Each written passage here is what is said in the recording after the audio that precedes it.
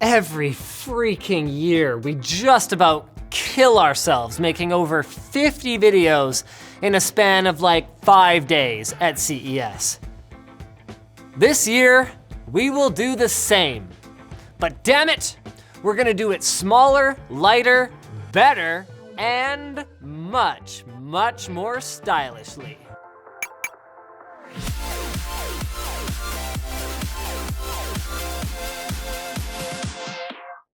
First up are the tweaks we're making to editing.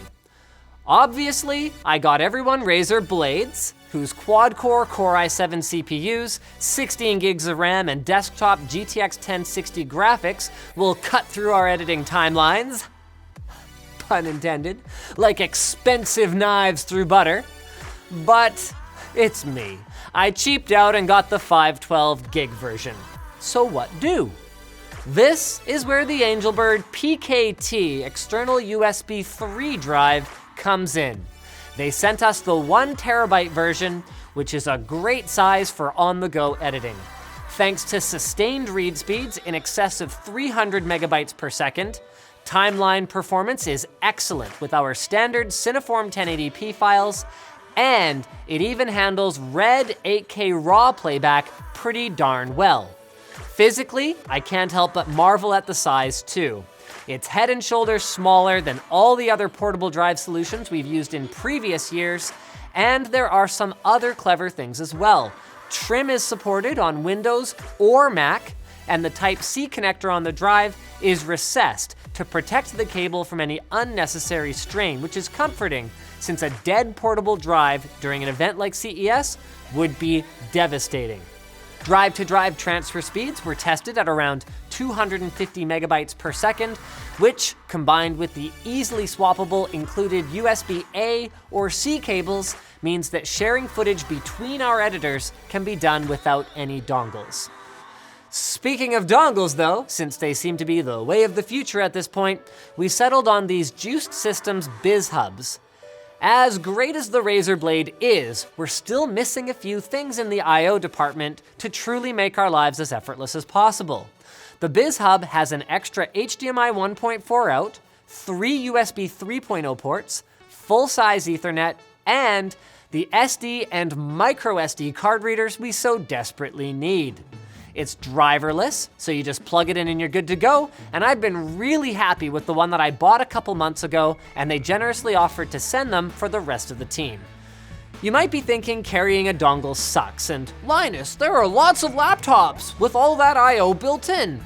And that's true, but a 14-inch blade and a dongle versus the laptops that we brought with us last year to CES, there's no contest. Now let's talk about the rigs, not PC rigs, camera rigs. What's the point of better editing flexibility and I/O if we don't have better footage to work with? Here are a couple of updates that we've made to our rigs. So our A7S II cameras, whose compact size and stellar low light performance makes them ideal for show coverage, where booth lighting is anything but consistent, will be equipped with new battery banks from Anker that increase their life between charges from about 45 minutes to over 3 hours with a little clamp on the camera. We also finally got tired of the static and pops in our wireless audio and moved to a Lectrosonics wireless system. We still plan to use wired hammer microphones for our hosts, but having a reliable wireless backup in case our host wants to conduct an interview or needs an extra hand to pick something up without risking dropping it, well, we'll have that now. They cost us $8,000 for 2 kits, which is more than many top YouTubers spend on camera and lights combined, but we haven't had a single audio issue since we started using them, so money well spent? Also new this year, shooters will be able to choose between a tripod and handheld, a monopod, a shoulder rig, or a Chinese knockoff version of the Easy Rig that we bought on eBay.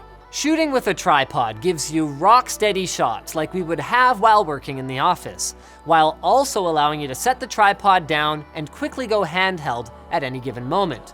The main disadvantages of a tripod for shows like CES is that it requires a much larger footprint to use, and when you find yourself in a tight space or a crowded room, it becomes cumbersome quickly.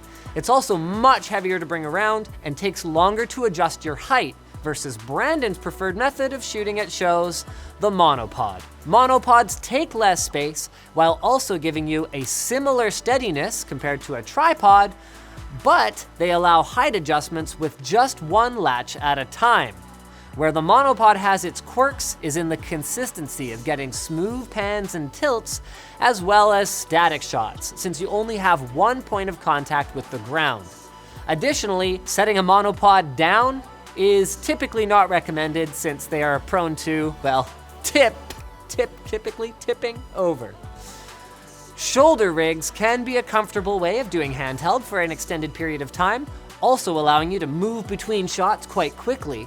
But the disadvantage is that the movement of shoulder rigs is not as steady as a monopod or a tripod, and they can get much more tiring on your arms and back walking around all day on the show floor.